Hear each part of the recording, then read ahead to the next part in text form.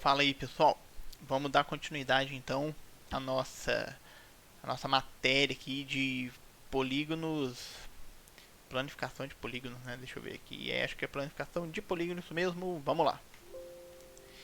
E aí chegamos aqui no número 3, que foi onde a gente parou. Um lojista adquiriu novas embalagens para presentes que serão distribuídas aos seus clientes. As embalagens foram entregues para serem montadas e têm forma dada pela figura a seguir. Então essa daqui que ele recebeu lá nos correios de papelão, né, quando vem tudo planificado para ficar mais fácil para transportar. É muito comum também essa planificação em embalagem de pizza, hein? Não duvido nada cair alguma coisa de embalagem de pizza no Enem. Fica aí a dica para dizer que não estou aterrorizando ninguém, né? Vai que, né? Após montar, as embalagens formarão um sólido com quantas arestas? Ó, turma, antes da gente continuar qualquer coisa, não pode esquecer o seguinte, que a gente tem algumas diferenças. Olha aqui, ó, vou voltar aqui na nossa matériazinha que já está aqui pronto, os desenhos já estão prontos. Isso daqui, turma, ó, isso aqui é a face, beleza? O pontinho, ou seja, a face, é toda essa partezinha aqui, né, que a gente consegue colorir. O vértice são esses pontos de ligação do que? Das arestas. Então as arestas é toda essa linha aqui, ó. Vocês até podem escrever então a aresta. Aresta. Beleza? Para vocês não se confundirem de forma nenhuma. Então as arestas são essas linhas que ligam o vértice. Beleza? Sabendo disso, vamos voltar lá no exercício que agora já estamos fera. Nossa, eu fui bem longe agora aqui. Beleza. Quantas, após a montagem, as embalagens formarão um sólido com quantas arestas? Então a gente está interessado nessas linhas de conexão. Bom, isso daqui é só a gente contar, não é verdade? Ó, então a gente tem aqui uma aresta, duas arestas, 3, 4 e 5. Temos 5 arestas aqui. Lembrando que quando a gente fechar o sólido, galera, todas essas arestas recentes aqui, ó, elas não vão contar, porque todas elas vão fechar em cima dessas aqui, ó. A mesma coisa aqui em cima. Aqui nós vamos ter uma, duas, 3, 4 e 5.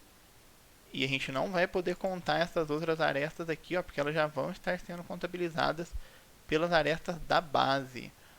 E nós vamos ter este restante aqui, ó, que ficou uma, duas e 3 e 4 e 5. E essa daqui também não conta, porque na hora que a gente fechar o nosso prisma pentagonal, ela vai bater nessa daqui. Para quem ainda não entendeu o que eu estou querendo dizer, é isso aqui, ó. Imagina que a gente tem um prisma de base pentagonal. Deixa eu tentar fazer o desenho aqui. Vai ficar algo mais ou menos desse tipo aqui, ó. É que essa aqui vai ficar na parte de trás, a gente não vai conseguir ver. Vai ser mais ou menos como isso daqui, olha, quando a gente fechar esse prisma.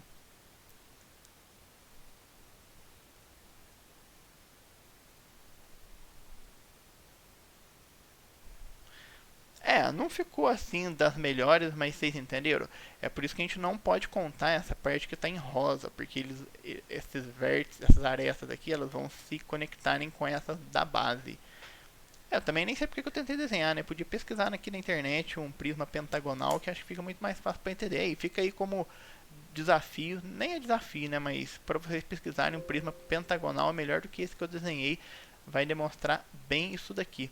Ou seja, quantas arestas que a gente tem?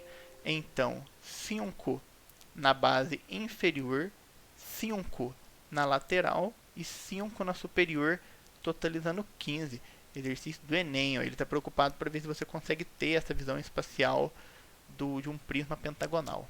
Então, esta que era a ideia e vamos para o próximo, turma. Aqui no próximo, a gente tem um cubo, um cubo de vértices ABCDFGH indicado na figura e tem arestas de comprimento A. Eu vou até dar um zoom maior aqui. Aresta de comprimento A, então vamos marcar aqui a nossa aresta de comprimento A. Então, tudo isso daqui tem comprimento A, beleza. Sabendo que M é o ponto médio da aresta AE, esse M aqui, então é de tanto ponto M ao centro do quadrado, ABCD. Então, o centro do quadrado está aqui. E ele quer o comprimento até o centro do quadrado, esse comprimento aqui. Aliás, vou até fazer aqui de uma linha mais fina para ficar mais concreto aqui, belezinha. Ele quer saber essa distância aqui. Em função de A, ó, dá para ver que a pergunta ela só tem A aqui na resposta, né? Não tem nenhuma letra. E não tem problema nenhum isso, a gente tem que dar a resposta em função de A.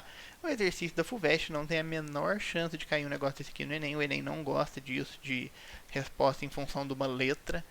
Na opinião deles, isso não condiz muito com a realidade. De fato, eles estão até um pouco corretos, é difícil a gente achar isso, né? Na realidade, a gente trabalha com situações mais concretas mesmo, não com situações em função de uma letra, em uma fórmula em função de alguma coisa. Enfim, essa que é a ideia.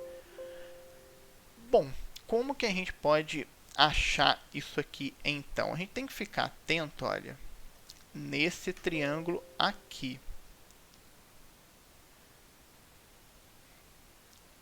Ó, a partir do momento que a gente encontra esse triângulo, que a gente tem esses lados aqui, isso daqui já vira hipotenusa. Só que para eu chegar nessa situação, antes eu vou ter que manipular esse outro triângulo aqui, ó. Olha só que belezinha. E a gente sabe perfeitamente que isso daqui vale 90 graus. Ou seja, essa hipotenusa rosa aqui, a gente consegue aplicar quem aqui? O nosso fabuloso pitch, né? Então a gente pode aplicar aqui, ó, vou anotar bem grande, a gente pode aplicar o Pitágoras, o teorema de Pitágoras, nesse triângulo básico que eu fiz aqui, turma. É exatamente isso que eu vou desenvolver agora, o triângulo que está em azul. Pô, mas a gente tem alguma informação dos valores disso daqui? Ora, pensem aqui comigo.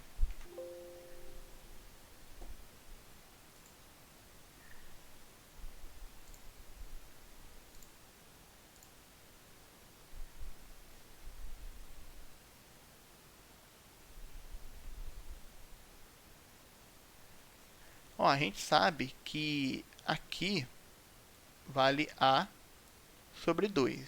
E por quê? Porque está bem no meio do quadrado. A gente tem um meio até essa base aqui, que vale metade, já que estamos falando de meio de quadrado, A sobre 2, e a área inteira vale A. Aqui também bate no meio do quadrado, então a gente tem A sobre 2 aqui também. A hipotenusa em rosa, vou chamar aqui de H. Esse Hzinho aqui, bonitinho. E a gente vai usar o Pitágoras nele. Isso daqui é a hipotenusa do triângulo azul. Ou seja, H ao quadrado vai ser igual a alguma coisa. É exatamente isso, olha. A sobre 2 ao quadrado mais A sobre 2 ao quadrado. Tá vendo? A gente vai ter que resolver essa situação aqui. Então, vamos resolver, né? Aqui sem muito mistério. H ao quadrado vai ser igual a ao quadrado sobre 4 mais a ao quadrado sobre 4. Beleza. Continuando, a gente pode somar isso daqui, dá 2a ao quadrado sobre 4. Lembrando da simplification. Vamos simplificar aqui. Vai dar 2, facilitando nossos cálculos. Lembrem-se, nunca esqueçam de que estamos visando sempre uma forma de facilitar os cálculos, turma. Essa é a razão aí da nossa facilidade para representar os números. Então a gente vai ficar com a ao quadrado sobre 2. Podemos jogar a raiz do outro lado, e como nós estamos falando de geometria, vamos ignorar o negativo. Vira isso daqui. Então o h vai dar a sobre raiz de 2. Lembrando, turma, a gente não precisa racionalizar, beleza? Para racionalizar sempre, a gente pode deixar dessa forma aqui. E por que eu vou optar por deixar assim? Porque eu vou ter que levar isso aqui ao quadrado de novo. Então, para que eu vou ficar mexendo no racionalização, sendo que nesse caso não vai me ajudar em nada.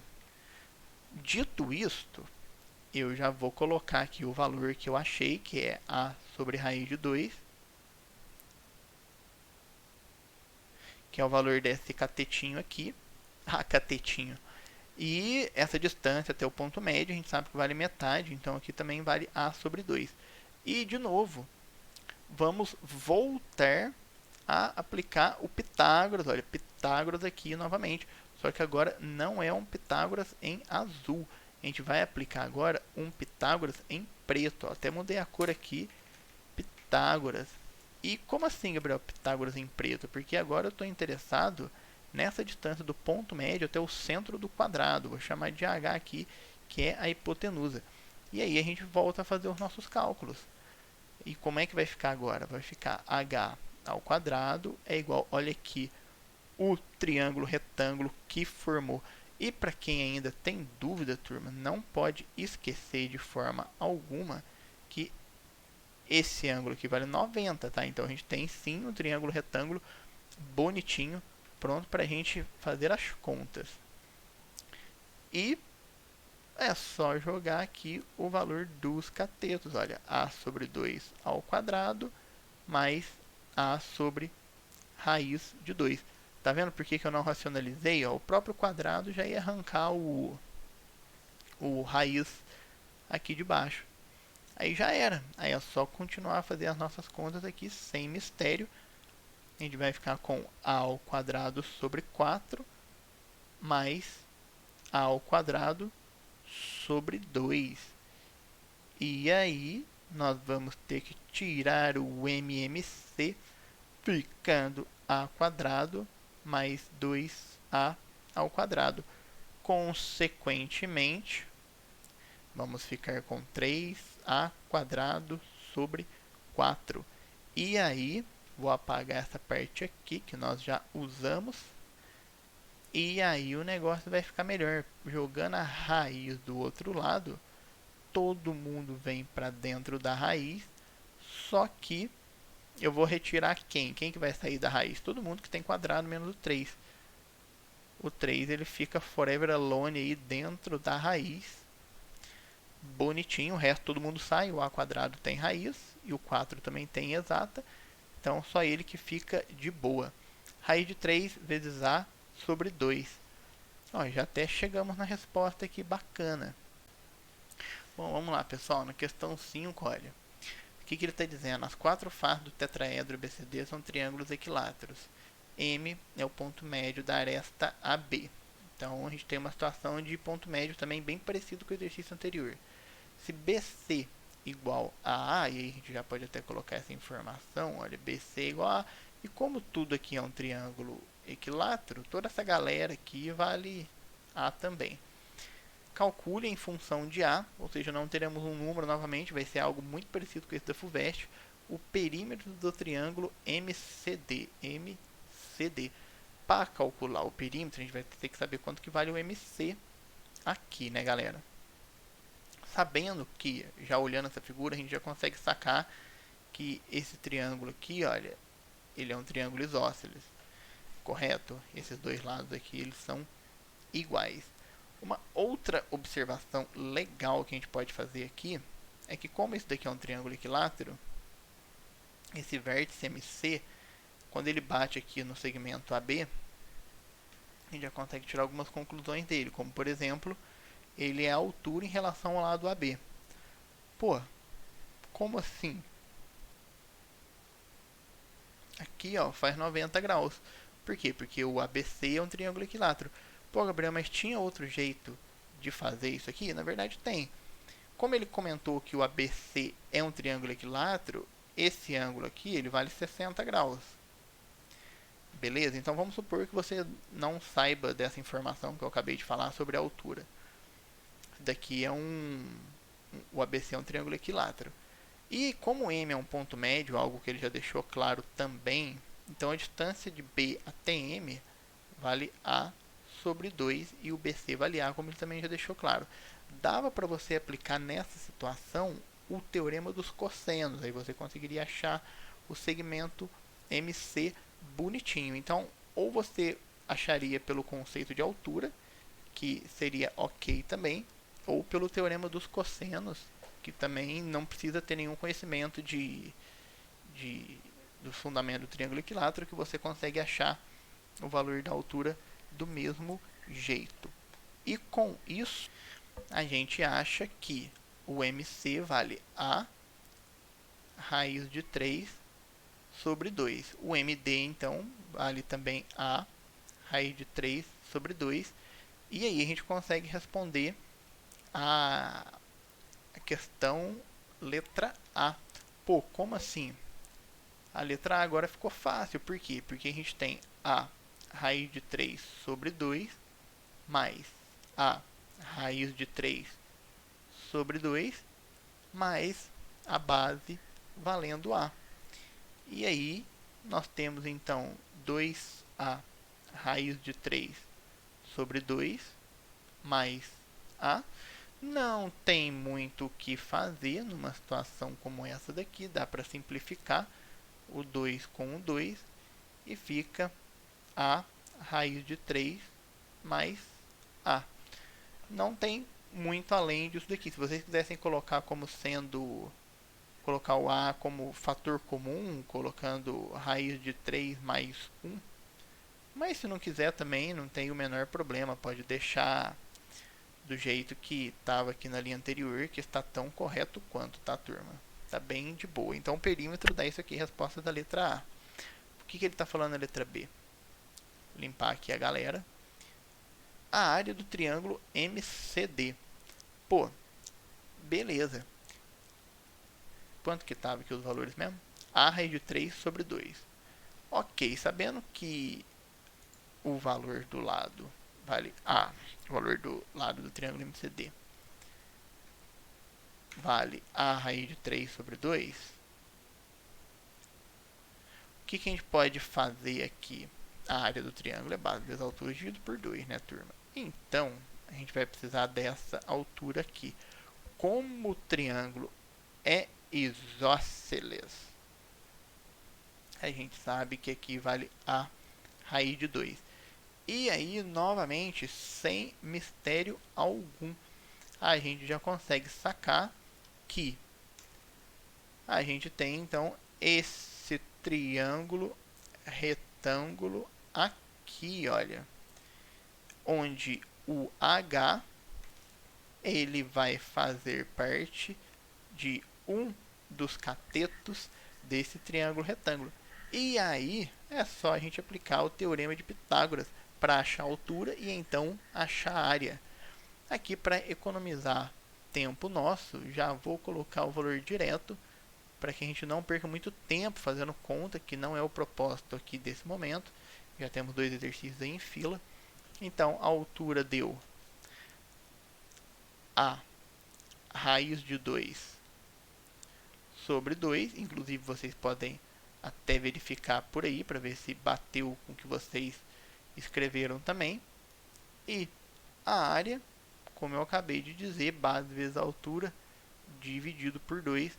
A base, então, do triângulo vale A, vezes a altura, raiz de 2 sobre 2, e tem o sobre 2 do próprio, da própria conta, da própria fórmula da área. Isso aqui vocês não podem esquecer, tá? Então vamos desenvolver isso aqui junto, ó, que é uma fração em 3 níveis. Eu sempre gosto de mexer com fração em 3 níveis junto com o pessoal, porque muita gente erra isso daqui. Ó, esse daqui é o primeiro sobre 2, eu vou multiplicar pelo inverso do de baixo. O de baixo é esse 2 sozinho, o inverso de 2 é 1 sobre 2. Então, aqui a gente já chega na conclusão da área, que é a quadrado raiz de 2 sobre 4. E aí a gente conclui o exercício com maestria, turma. E deu isso daqui, beleza? Ele não fala se a medida está em centímetros nem nada, então pode deixar assim bonitinho se a questão fosse aberta. No caso, essa questão é. Beleza, turma? Valeu e até a próxima.